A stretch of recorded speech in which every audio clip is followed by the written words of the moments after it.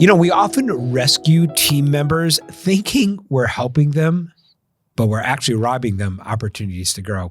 Hi, it's Dennis and Lisa McIntee. Welcome to the Drama-Free Living Podcast. And today we're going to talk about blind spots, and this particular blind spot that leaders have when coaching their teams. And we're going to cover 4 today. And Lisa, when you think of blind spots, like what kind of hits your brain? Like for me, it's fascinating because by nature, a blind spot is what other people see about me, but I don't see. And which makes it a little precarious, right? Because I don't see it, so it's in the dark. So maybe what we want to do today is kind of like uncover some blind spots, maybe some things that you haven't thought about. They're for sure things that we haven't thought about. And how do we uncover them and unpack them and maybe get some strategies? Yeah. So for me, a blind spot is something that I don't see and possibly other people don't see. But I think that often a blind spot can be things that other people also don't see until you find someone that can really unlock it. Yeah, we have this keynote that said, we talk about, like, if you can't see it, you can't change it. And it's this whole idea of how do you increase awareness and really look at everything as feedback. Because when I look at everything as feedback, then I can increase my awareness and actually start to see some of these things that maybe I can't see. So we want to talk about 4 today. And the first one we want to kind of cover is one blind spot, Lisa, that we've discovered is that people fail to identify people's unique style. It's almost this idea we typically lead people how we like to be led. And then we wonder why it's not working. Well, because there's different styles. Like not everybody is like me. I don't know why. I wish they were, but not everybody is like me. But I typically lead people according to how I like to be led. And then the challenge is that it's just not helpful.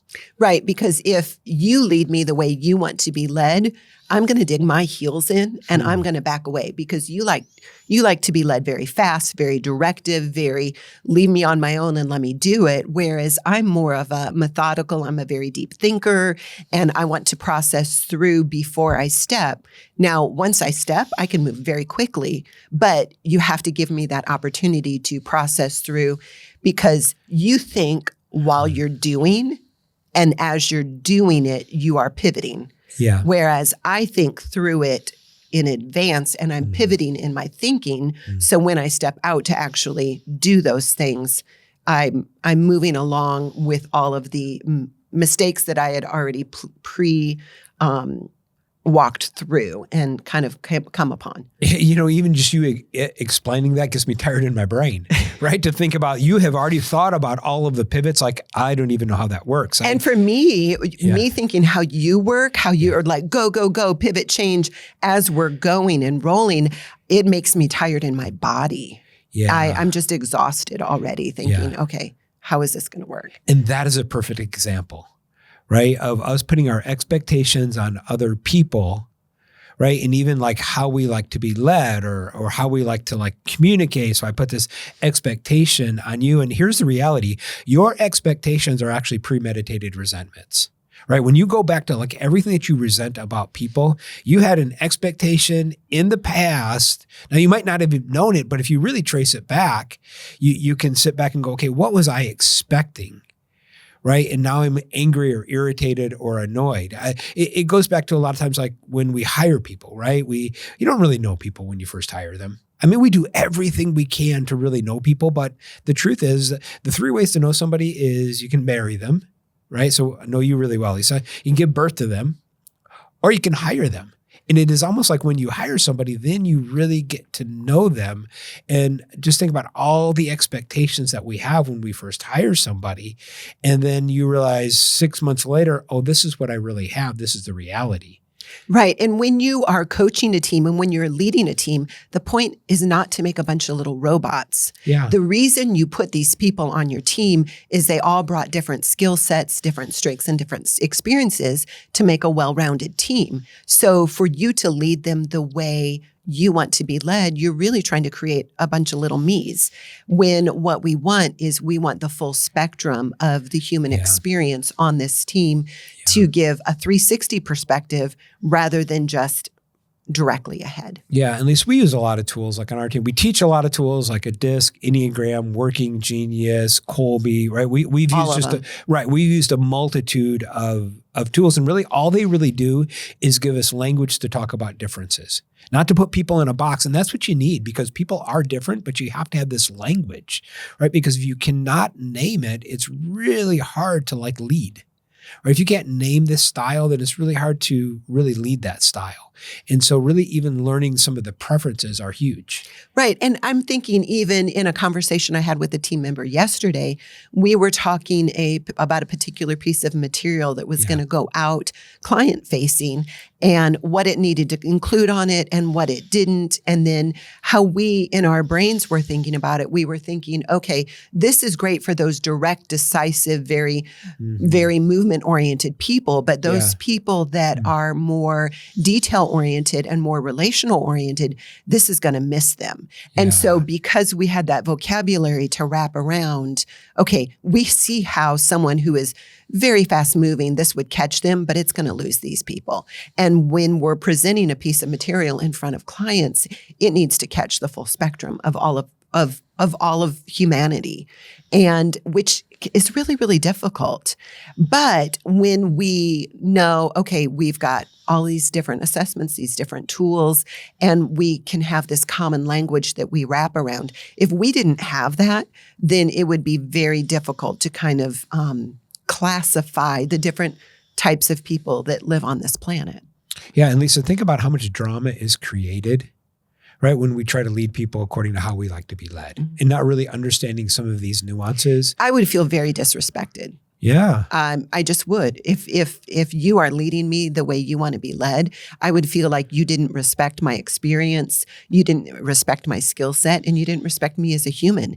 And that's a really strong judgment when all it is you're just mistakenly leading me the way you want to be led. It's just a blind spot. Right? It's just a blind spot, and I don't understand it. Watch this. It's a blind spot. I don't understand it.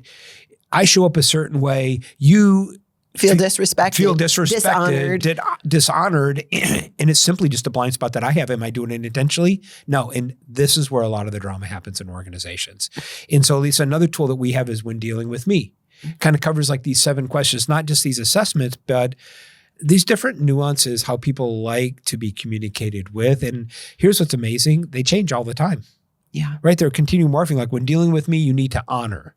Well, that looks different for other people. When dealing with me, what do we need to honor with you? You need to honor my time and my calendar.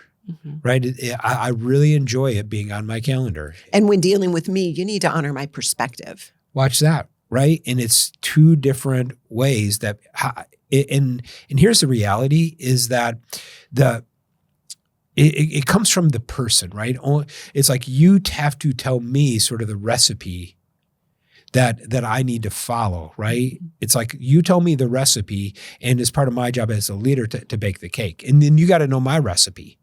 And this idea that, like, in working together, we have to continue to honor each other's recipe. Right. So, when dealing with me, when discussing a problem, you need to give me some details.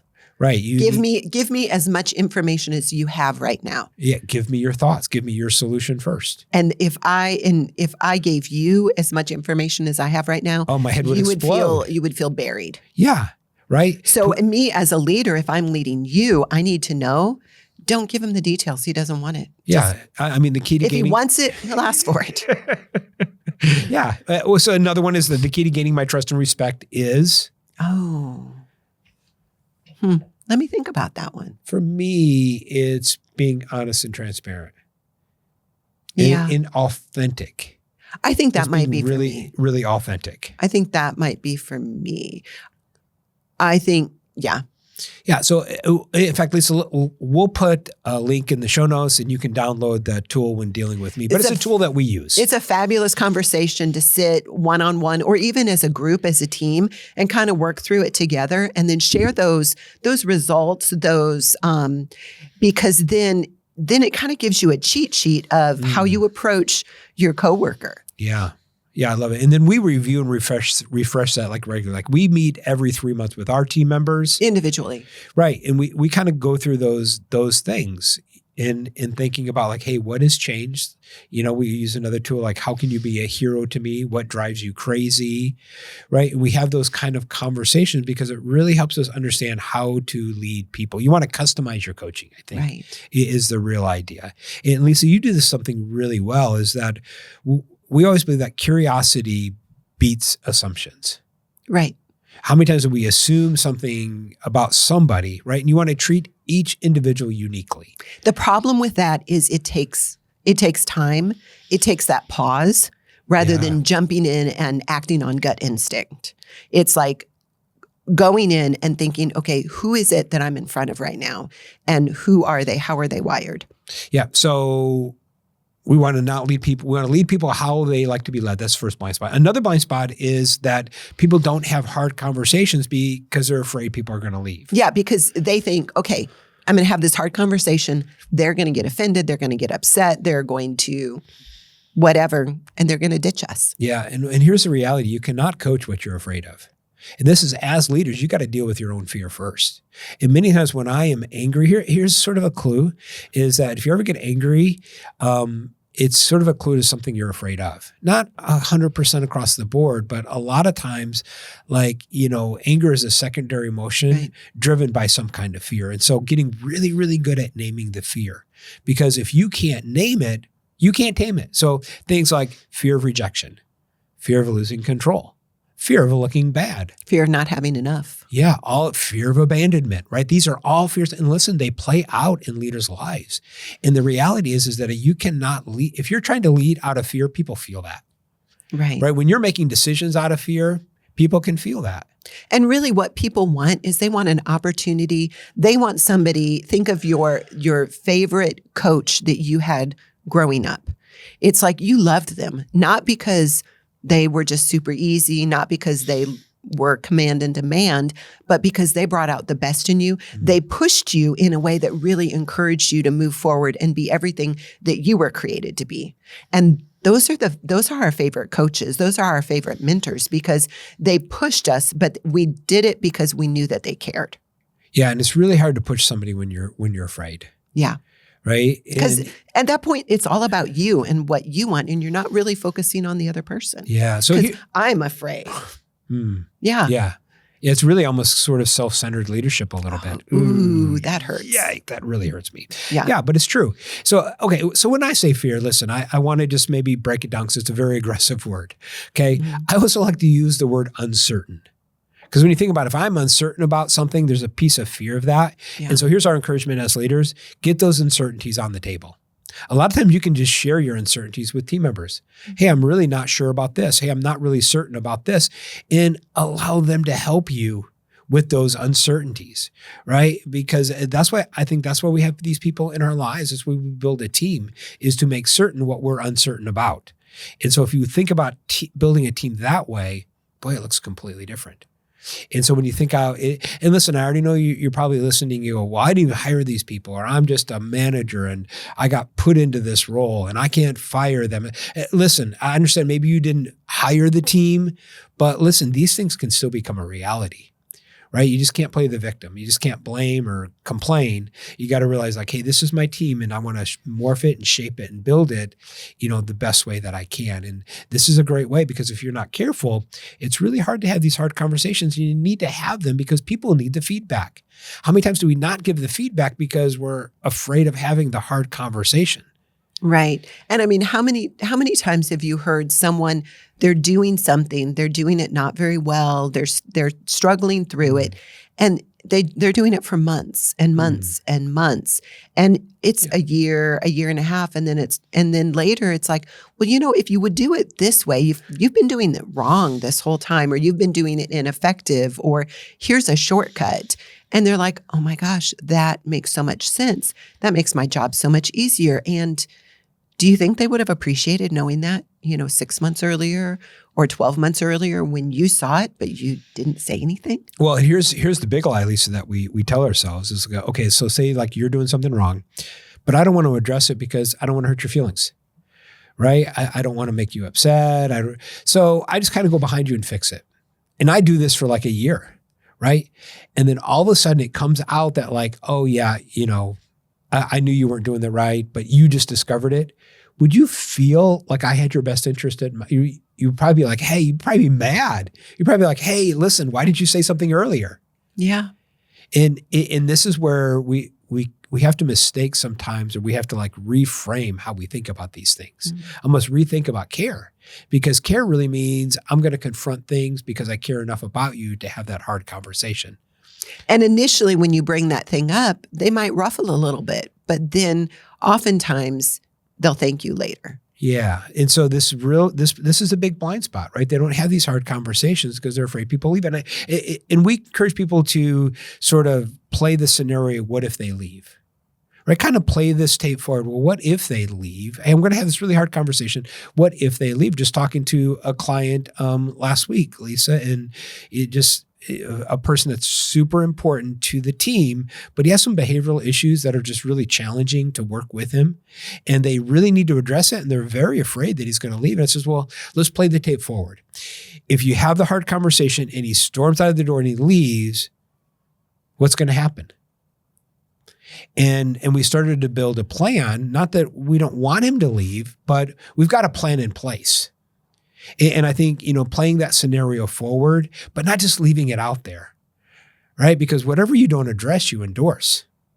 And many times, like, we don't address these things and they don't get smaller. They just get bigger when you don't address them. So, we and the challenge is that, you have to pay the price on the front end. It's almost like you go through the pain first before you get the pleasure, which is not how a human is hardwired. It's not how my brain is hardwired, right? Right. And in the process of addressing them, then you become acquainted with what's actually going on. And there's that saying, better the devil you know than the devil you don't. So as long as you keep it unaddressed, you don't talk about it, you don't really know what's going on, it's really kind of becomes quite a big issue, or because of the unknown, because none of us like the problem of the unknown. But then when you address it, it becomes the devil you know, and you're like, okay, now we know what we're dealing with. We know how each person feels about it. We know possibly we can put together a plan to move forward. Right. So one blind spot is that you lead people according to how you like to be led. Another blind spot is that you don't have these hard conversations because you're afraid people will leave or how they're going to react. The other one is that they really fail to get members to see it, own it, solve it. Now, we call this the SOS. And here's what we mean by that, is that the first job of really helping people is to help them see it. Right? So this idea of continuing to give awareness. So really failing to help team members see what the issue is, right? And then own it. And I think this is part of like really creating a culture that where seeing problems is safe. A lot of cultures, like, it's not safe to see problems. Yeah. It's this whole idea is that, we deal with the spider web, but we never ever deal with the spider, what the real issue is. And so I think some of the blind spot is that people are always dealing with the web. So these outside circumstances, instead of going, hey, what's the real problem? And here's a way to really kind of do that, Lisa, is a lot of times like, people bring me a problem, right? They say, well, I don't really want to address that person. Okay, I don't want to address that person. That's the problem. And then the question is, okay, what if that was not the problem? What if that was a symptom? If that was a symptom, I don't want to address, team members. What's the problem if that's a symptom? Well, the problem could be, I don't like to have hard conversations. I don't want to have hard, right? And so what if we address that? And it's this idea that many times we think we're problem solving, but we're just symptom solving. Right. And the challenge with just symptom solving is we never get to the problem. And then these symptoms keep, like, do you have problems that keep happening over and over and over again, right? You have it's the same exact problem, right? We've got a couple like that, Lisa, that I'm thinking about on our team where it's the same problem. And now that we're here doing the podcast and I'm thinking about it, it's like, I think we've been trying to address a symptom, right? We haven't really hit the problem yet. And so that's a neat little framework to use, is that when you're dealing with problems, step back from it and go, okay, what if this wasn't the real problem? What if this was the symptom? If this was the symptom, what would the real problem be? And it really helps you get to the spider instead of dealing with the web, because the problem is with just cleaning up the web and being so busy with the web, you never get to the spider and then you're exhausted. And then the web's just going to come back. It just keeps resurfacing because you're not dealing with the root. And until you can deal with the root, your issues are going to never end. Yeah. and probably grow. It could become a much larger issue. Yeah. And Lisa, why do you think that places don't have this culture where problems are safe? It's a good question, isn't it? It's like, the real idea is that problems are safe. And I think it's how we think about them. And we work through the goal funnel with our team. And I realized that, our problems are actually opportunities, right? Our obstacles actually create our game plan, not our goals.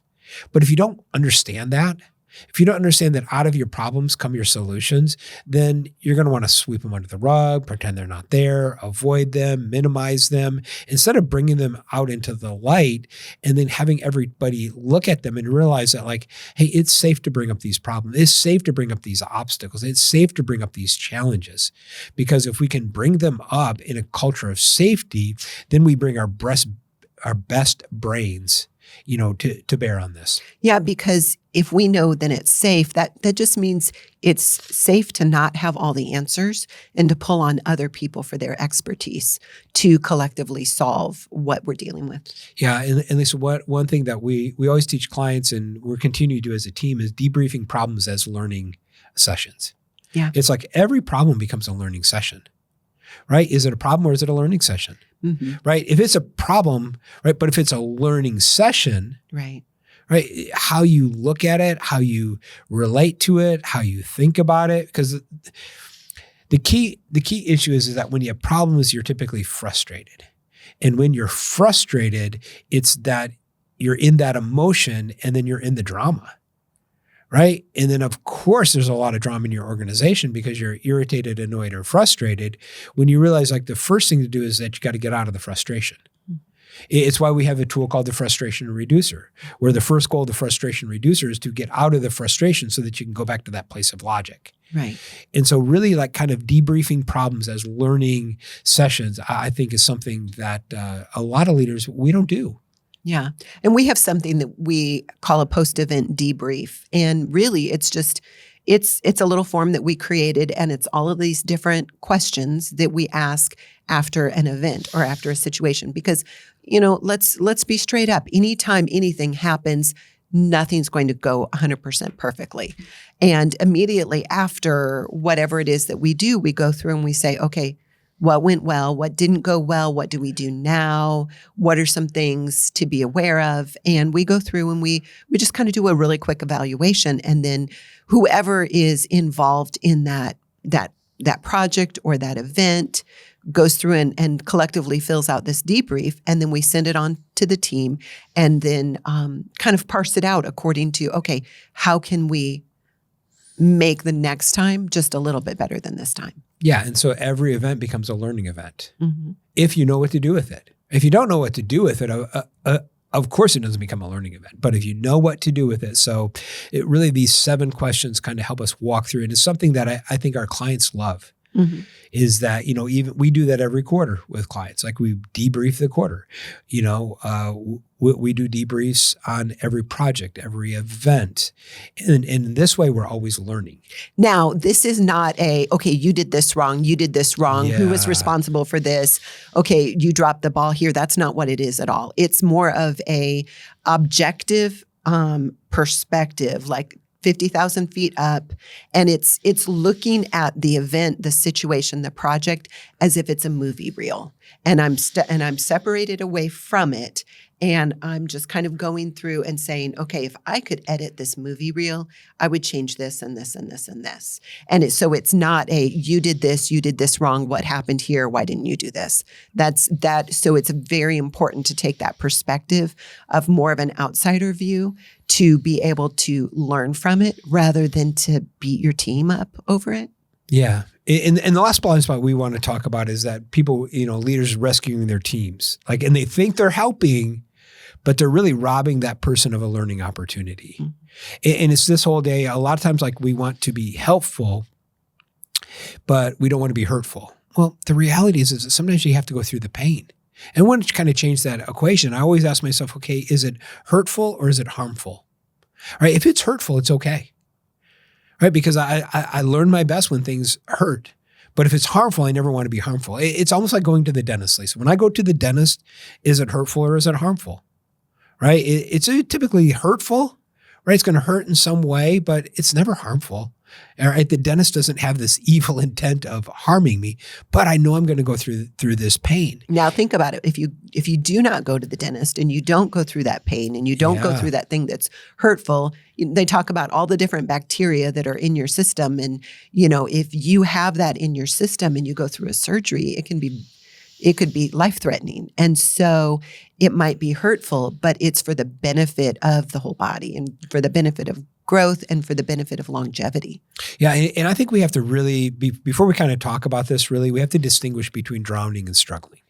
Now, listen, what we are not telling people, because a lot of times we say, well, I'm just not going to help. And that person's drowning over there, right? They're just like head underwater and they're like, they're not going to come back up for air. That's not what we're talking about, right? But we do want them to struggle. Because there is power in the struggle. There's learning in the struggle. We don't want you to drown. And so I think the key thing is to always ask before you act.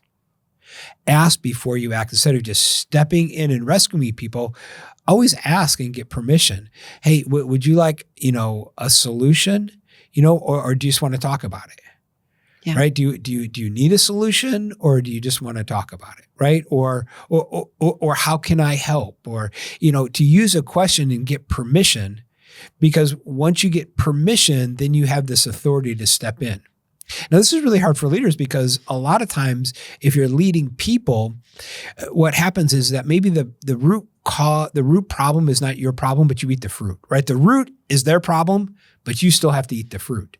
And so just take this a little, make sure you kind of take this nuance, right? We're not saying just like throw caution to the wind and just throw it all on them, but really step back and go, okay, are they drowning or struggling? And, let people struggle a little bit, and almost get comfortable with their discomfort. Yeah. This reminds me of a video I saw of Steve Jobs. This is back in 1992. And an MIT student asked, what's the most important thing you personally learned at Apple that you're going to apply it next? And he sat there and he thought for a little while and he thought and he was pondering. And he said he didn't learn it. He learned based on the data when he was Apple that if he sees something not being done right, his first reaction is not to fix it, but his first reaction is to say, okay, I'm building a team here, not just for this year, but for this decade. And what do I need to do to help that person who's screwing up to learn versus how do I fix the problem? Because it's painful that they're messing up and it needs to be fixed. And the first instinct, he said, was to go fix it. But to think about how can I develop this person to help them so they can fix the problem themselves is taking the longer term view on people and the longer term view on their growth and the longer term view on the team as a whole. And he said that was the biggest thing that he took away from Apple. And this is back in 92. Yeah. And I think like really measuring like success by people's growth, not your comfort. Right. Yeah. I think that's how we want to measure success is we measure success by how other people grow and how we've been assisting them in growing. But it really takes a long-term view in really kind of thinking about this. And the last thing I really want to kind of bring up, Lisa, is this idea is that we want to get really good at debriefing the struggle, not just the outcome. Yeah. Because a lot of times like this happened, this was the outcome. Okay, why didn't it work? Why? But step back and go, okay, hey, why was this a struggle for you? What was hard about this? What was the challenge for you personally? And if we can debrief the struggle, we get better at the struggle. Yeah. And then the outcome automatically will change down the road. But not just debrief the outcome, but also debrief the struggle, I think is super valuable for people. A lot of times that gives us insight on our own behavior because for me, how I am is just normal. Yeah. It's I don't know anything different because that's who I am.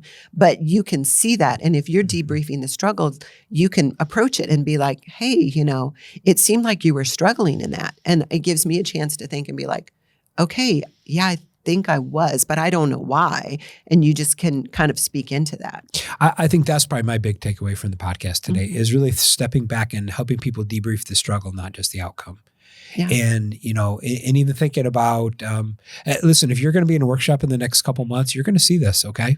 I'm just telling you because I'm thinking about it, and I've got a couple workshops coming up in the next couple weeks, and I'm thinking about, okay, debriefing the struggle. So we're going to do some debriefing the struggle and have a couple tools to kind of work through that, but to really help people so that outcomes continue to change. But for you, Lisa, what was your big takeaway today? I think my big takeaway is that we're building a team not just for this year, but for the decade. It's the whole concept that Steve Jobs learned.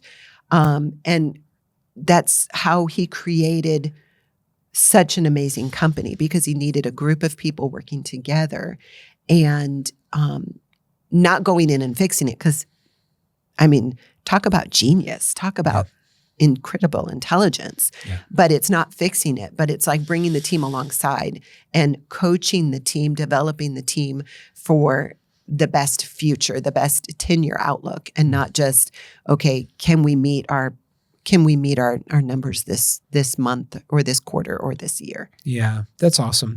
Listen, this has been fun. So what we want to give you today is your blind spot guide. Okay. These are the 10 blind spots that leaders have when leading teams. And we actually have 77 strategies. It's 10 key blind spots and 77 strategies to go after those blind spots. So it's there for you. It's a PDF. So just download it. We'll put a link in the show notes and you can have it there. And listen, if this has been a helpful podcast, we want to help reach more people. We want to serve more people. So just share it with a friend. Share it with a friend. Hit share, hit like, hit whatever it is that you do on YouTube, Spotify, or wherever you listen to podcasts. And this has been fun. We'll see you next time on the Drama Free Living podcast.